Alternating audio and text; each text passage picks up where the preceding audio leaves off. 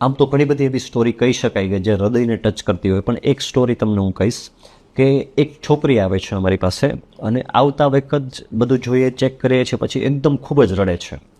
તો અમે પૂછીએ છીએ કે ભાઈ તું કેમ બેન રડે છે એટલી બધી? તો ત્યારે એ કહે છે કે સર મારી એજ અત્યારે 22 છે, મારું એજ્યુકેશન પતી ગયું છે, મારું ફેમિલી વેલ ટુ ડુ છે, બધી વસ્તુ ઓલ ઓકે છે, મેં મારું બધું ગેટઅપ ને બધું પણ સુધારી લીધું, પણ મારા ફેસ ઉપર ડલનેસ બહુ છે, પિમ્પલ્સ બહુ છે, થોડા ખાડા પણ છે, એના લીધે મારા સંબંધમાં મને બહુ પ્રોબ્લેમ થાય છે. પ્લસ મારા ઉપર મને રિજેક્શનનો સિમ્બોલ લાગે ને એવું નથી થવા દેવું. કોઈ વ્યક્તિ મને મારી સ્કિન કે મારા લુકને લીધે રિજેક્ટ કરીને ના જવી જોઈએ.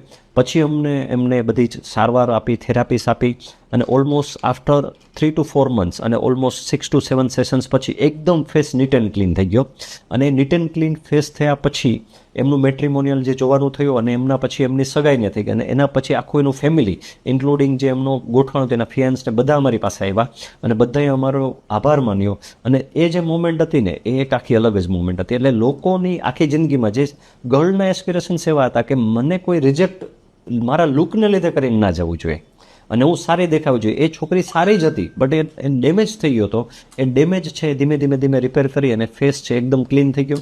અને એ હેપીલી આગળ જતાં પછી મેરેજ ને આ તે બધી વસ્તુ છે એમની ચાલી, અને એક આખી એની લાઈફની અંદર ટ્રાન્સફોર્મેશન આવ્યું, એમના આખા પરિવારની અંદર ટ્રાન્સફોર્મેશન આવ્યું, અને દે વેર ઓલ હેપી.